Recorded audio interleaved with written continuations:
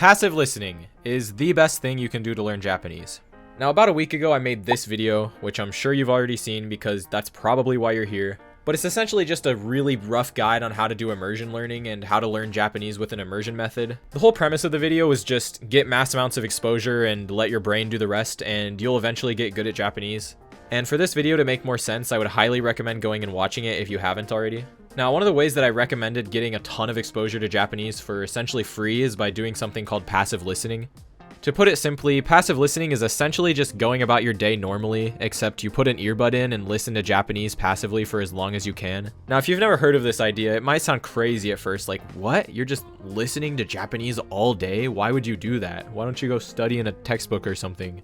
Based on the comments of my last video, it seems like not a lot of people have actually been exposed to this idea, so I just kind of wanted to take a deep dive looking into why passive immersion is so beneficial and give you guys some helpful advice on how to make the most out of your time doing it. Now, to really understand why passive immersion is such a powerful tool, we're going to have to look at the mechanism for which you're actually going to learn Japanese, which is by getting mass exposure to the language and building a deep subconscious understanding of how it works.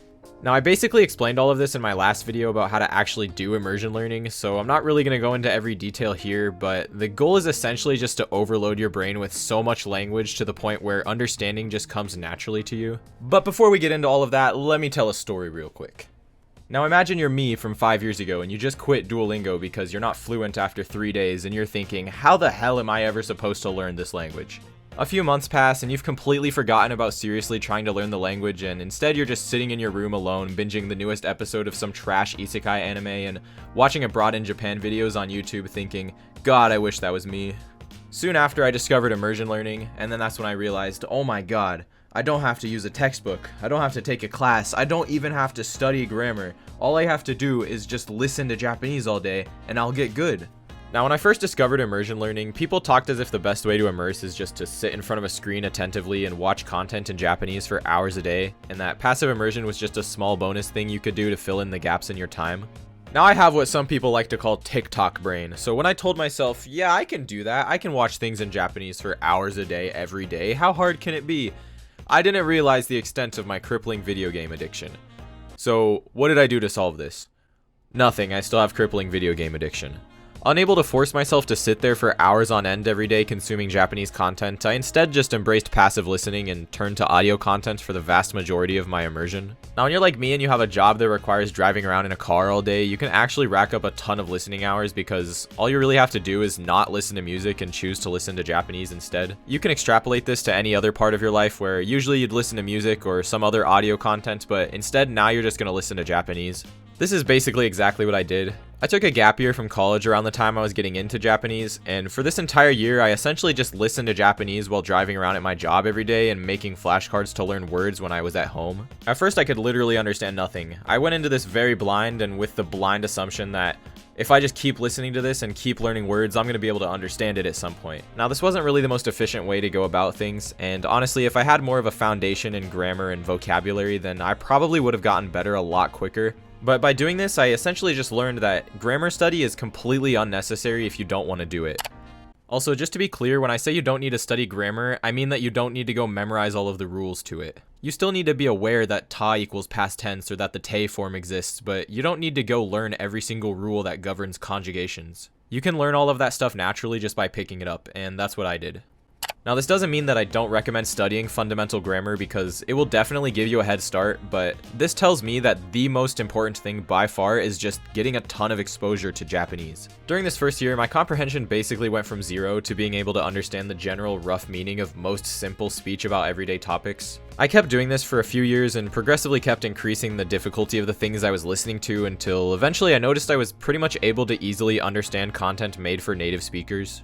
That's basically the short version of how I learned Japanese. I wasn't entirely doing only passive listening, but I would say it was probably around 80 to 90% of all of the time that I spent listening to Japanese. Okay, so you're probably thinking, okay, cool, I get it, but are you actually going to tell us about how long it took, what I should be listening to, how many hours I should be putting in every day, and hold on, I'll get there just a second. The main reason that I just spent all of this time rambling about this is because I really just want to emphasize how powerful something that is seemingly so simple and easy can actually be and how effective it is to learn Japanese by just doing this simple trick. I know it sounds funny. Learn Japanese using this one simple trick. Japanese language teachers hate him. But honestly, it's true. You don't need to sit there with your head in a textbook memorizing grammar. You really just need to spend as much time as possible listening to Japanese. While we're here, I probably should mention the difference between passive listening and background listening. Passive listening, which is what I'm advocating you do in this video, is listening to content while you're doing other things, but you're still giving most of your attention to it and you're trying your best to understand the language coming into your ears. Background immersion, on the other hand, is when you're completely focused on something else, but you still have listening material on in the background that you're not really paying attention to, and sometimes you might pick up something small here and there that could be helpful, but in reality, it's not really that important, so do it if you want, don't do it if you want, it's not really that big of a deal. Having attention on what you're listening to is really important for this entire process to work effectively, so if you end up zoning out everything, then you're not really going to make much progress. That being said, sometimes you're not able to pay full attention and sometimes you accidentally zone out and lose track of what you were listening to, and this is normal, so you shouldn't really worry about it too much. It happens to everybody. You just want to get back on track when you notice this happening. Okay, now that that's out of the way, let's talk a little bit more about specifics on what you should actually be doing to make the most out of your time doing this. Now, I got a ton of comments on my last video asking, what should I listen to? What podcast do you recommend? And I did put a spreadsheet in the description that someone in the community made that has like 100 podcasts on it, and I'll link that again here. But I do actually have some recommendations for what you should start out with. Now, in the last video I made, I talked a lot about comprehensible input and how comprehensibility is really important because you need something to cling on to when you're listening, something to make connections with the new information that you're getting. This is why I actually recommend starting with materials that are made for learners, and for like my entire first year of doing immersion learning, I was mostly listening to podcasts that were made for learners, and I made a ton of progress doing this. Now, I do think there's a slight distinction between stuff that is still natural Japanese but ultimately made for learners and things that are essentially just baby talk, for lack of a better word. When I say learner materials, I'm not talking about the stuff that sounds like they're talking to you as if you're a 4-year-old. I'm talking more about the content that's made with the consideration that the people listening are language learners, but without letting that be a detriment to the naturalness of the speech. There are actually quite a few Japanese podcasts made by natives for learners, and if you spend even a second searching, you're going to find a lot of them pretty easily. By far, the podcast that I listened to the most in the beginning was this one called Nihongo Kon Teppei, which is essentially just a middle-aged Japanese guy talking about random stuff for like 10 to 20 minutes, and there are literally thousands of episodes that he's made. まあ、英語で聞く分にはそんなになんていうかな、問題がない感じがしますけど、日本語だったらやっぱちょっと変になるかな、ああいう話し方っていうのは、ね、やっぱり言語によって変わりますからね、その捉え方もね。To me, this was a very good introduction to real Japanese that allowed me to build familiarity with everyday topics and to build a baseline of comprehension up without feeling like I was being talked to like a baby, all while still being easy enough to actually grow my ability at a steady rate. He also has a separate podcast which is specifically made for beginners, but I feel like it kind of falls into that category that I mentioned earlier where it's a little bit like you're being talked to as if you're a 4-year-old. So I would only recommend it to you if you're completely brand new to Japanese, and I wouldn't stick with it for too long. One of the other podcasts that I really enjoyed and felt a significant amount of improvement by listening to was called You Use Japanese Podcast. It's very similar to the previous one that I just mentioned, except I would rate the difficulty of it to be just a little bit more advanced, and there seems to be slightly more diversity in the topics that he discusses. それよりも3000メートル高い。これどの高さかっていうと、飛行機が飛ぶ高さだそうです。ジャンボジェット。で、みんなが日本に行くとき飛行機乗るよね。で、飛行機ってめっちゃ高いところ飛ぶじゃん。ね、そっから外を見るとさ、もう雲ばっかりみたいな。その高さまでこのマダラハゲワシは飛べるそうなんですよ。These are both great resources and they helped me a ton when I was building my comprehension to the point of understanding most daily conversation. Like I said earlier, there are actually a lot of these types of podcasts, so I'll put links to a bunch of them in the description, and I encourage you to look around and find ones that you like. At some point, you're going to outgrow the stuff made for learners, and at that point, you're just going to want to start listening to stuff made for native speakers. It doesn't really matter when you start doing this, and honestly, if you're starting to feel like learner materials are becoming easy, then it's better just to jump into content made for natives than to keep waiting. There's going to be a period of time where stuff made for learners feels relatively easy, but stuff made for natives still feels a little bit out of reach, and to break free from this stage, you're just gonna have to jump into native content and figure it out. It's kind of like a sink or swim type thing. Also, it's not a black and white thing where you should only be listening to one or the other. Honestly, just listen to whatever you feel like listening to. If you find it enjoyable, then just listen to that, and honestly, that's gonna be good enough. Okay, so I got a lot of questions asking how you're supposed to actually build comprehension if you understand literally nothing. Like I've mentioned already, you're only going to learn by listening when you understand a word or structure that you wouldn't have understood by itself, but by hearing it in context, you're able to grasp the idea intuitively, and by repeating this cycle for long enough, your comprehension will steadily climb. Now, because doing this process requires a baseline of comprehension, a lot of people ask me how you're supposed to start from zero and just expect to understand. At the very beginning of the process, expecting to understand whole sentences or concepts is unrealistic because you don't know any vocabulary and you haven't gotten used to things like sentence structure or particles. This is why in the very beginning, rather than focusing on trying to understand concepts, you want to just focus on learning the most common words by some other means, and I recommend Donkey for this, and while you're listening, try to be able to pick out those words from within the speech. When you're new to a language, it's pretty difficult to actually listen to the raw sounds and pick out words which you might have already learned already, but because you haven't spent much time with native speech, even hearing them is difficult, and you're often going to completely miss words that you already know the meaning to. Building up the ability to recognize words that you know is essential, so while you're still focused on learning basic vocabulary and grammar, your listening should have a focus on doing that. Something I did a lot to overcome this beginner stage was listening to the same podcast episode many times, each time understanding it slightly better than the previous time that I listened to it. This was helpful because I was able to build a high degree of familiarity with a single piece of content and push the peak of what I could understand to higher in a more controlled environment. Now, I've only really mentioned podcasts so far in this video, but there's actually other stuff you can listen to, and one of those is called condensed audio. Condensed audio is essentially just taking an anime or a TV show and shrinking it down to only the dialogue and then turning it into an audio file that you can listen to. I'll put links in the description where you can find out how to do this or where to download ones that people have already made and uploaded. Now, in the comments of my last video, there were a lot of people asking if Japanese music counts as passive immersion and asking what the benefits of listening to music are. Now, I'm not going to straight up say that listening to music is useless because it's not, and it's definitely better than listening to things in English. But for the sake of building up your comprehension of spoken speech, it's not really that useful. Music can be a really good motivator, and if you look up the lyrics to songs, then you can learn a lot of vocabulary from music, but I wouldn't really say that it's useful in the same way that listening to spoken speech is. Now, I probably should address the elephant in the room. How much should you actually be immersing every day to make significant progress? Now, the answer is pretty vague, but it's always going to be that the more you immerse, the better you're going to get and the faster you're going to get there.